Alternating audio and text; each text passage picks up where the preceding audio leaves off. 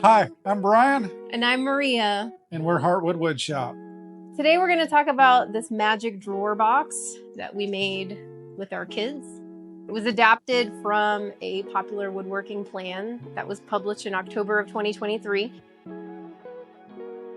It's a really neat box. It basically makes things appear or disappear when you use the box. So for example, we'll hold this. If you have an item that you want to make disappear, you put it in the box, and voila, it disappears magically. Or you can have the item appear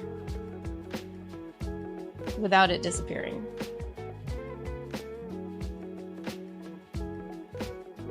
So the way that this box works, there's a drawer inside the box, outer box. Let's put this out of the way. The interior box has two boxes. There's a interior box and sort of a middle box, or an outer interior box. So the material that you're trying to hide goes inside the interior box, the inside box, and there's finger holes on the bottom of these. So whenever you've got your material on the inside, whatever you're trying to make disappear, you run your finger up through the bottom, and then there's a finger hole on the bottom of this as well. So you run your finger up through the bottom, like so. You hold that, and then whatever your object is that you're trying to make disappear stays in this back part, and then this appears to be clean. Okay? So one more time, now that you know how it works. Rusty turtle. Turtle's in. Got my finger in the hole in the bottom. Open the box up, but I've got my finger in the hole, so that interior drawer is staying back recessed inside the box. And the middle box is actually the one that comes out. Nothing inside that box. Close it, take our finger out from the bottom, and then both drawers come out and the turtle comes with it. So we ended up building 12 of these in total because one, we bribed the kids and told them that we'd build them 2 and we'd build another 10 to sell, and we'd split the money with them. But the real reason was that we had to buy a sheet of 1/4 inch plywood and a sheet of 1/8 inch plywood to make the interior boxes. And there's not much of the 1/8 inch material or the 1/4 inch material, so it went a long way. We really don't have a whole lot of other use for that those thin sheets of plywood, so we figured, what the heck, we're at it, so we'll just make quite a few of them. So there were some challenges with this project. The biggest one being that working with plywood can be difficult. Cutting it makes it splinter. And when we were working with the kids, they didn't nail it quite square, and we had to sand it back. And because it's really thin veneer, sanding it back makes it also splinter. And so there's a lot of cover-up issues that you have to deal with. But if you were making this on your own, you may not have those problems. Okay, so the first thing we're going to do is break down the full sheets of plywood with the track saw. We're going to take the 4x8 sheets of 1/8 inch and 1/4 inch plywood, cut them in half, just to make them more manageable. At the table saw, we rip the plywood to the appropriate widths for the interior box sides and bottoms. Once we've got them ripped to width, then we're going to cross cut those to length. Once we have all the pieces of plywood broken down to the correct size, we start gluing them up.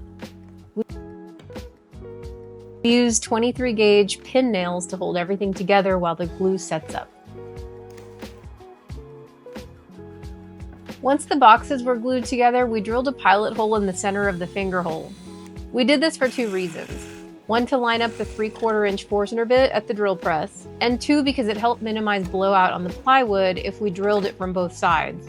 Once the pilot hole was in place, we could drill half the thickness, flip the box, then drill the rest of the way through for a clean cut. After the hole is drilled, we need to make a slot for the drawer using the bandsaw. Next, we glued up the trim pieces on the middle box.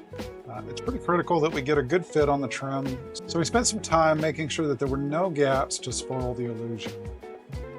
We used a small Japanese pull saw to trim them to length, and we glued and pin nailed those into place. We opted for using a matte black paint on the interior and exterior of the two inner boxes. Because we were working with our kids, the boxes didn't come out perfectly square. So we had to sand through a few layers of the veneer in certain places to get the boxes cleaned up.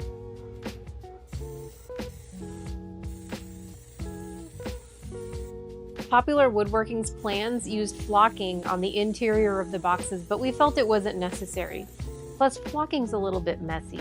To begin making the exterior boxes, we cross-cut some oak to length and then cut the pieces to final dimension. Pro tip: don't stand downwind from a miter saw with no dust collection.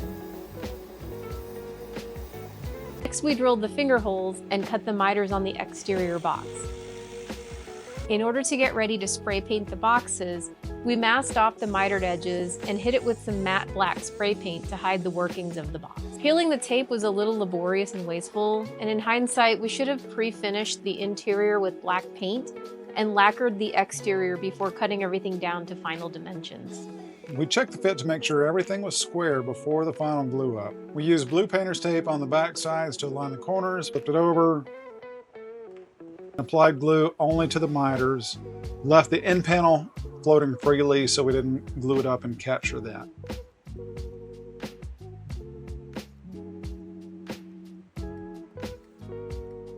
After the glue was dried, we removed the tape, took it over to the disc sander, and squared up the ends. We didn't get a video of gluing the drawer fronts on, but that's probably a good thing because mistakes were made. We glued the drawer front onto the painted box with a rub joint. Not only did the drawer front not stick, but it also bowed, and eventually we decided to pop them off, sand back the black paint, and re-glue the fronts with clamps. We opted for a clear matte lacquer for the oak boxes,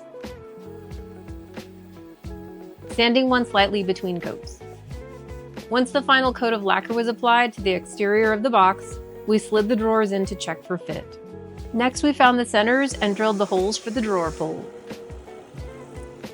Hiding the silver screw on the interior of the box was tricky. There's no good way to countersink these once they're glued up, so we used a hand countersink to finish the job. Because the boxes and drawer fronts are so thin, we had to cut the bolts down to size with the cutoff wheel. Then we test fit the pulls to make sure they would seat flush on the drawer faces. Looks pretty good to me.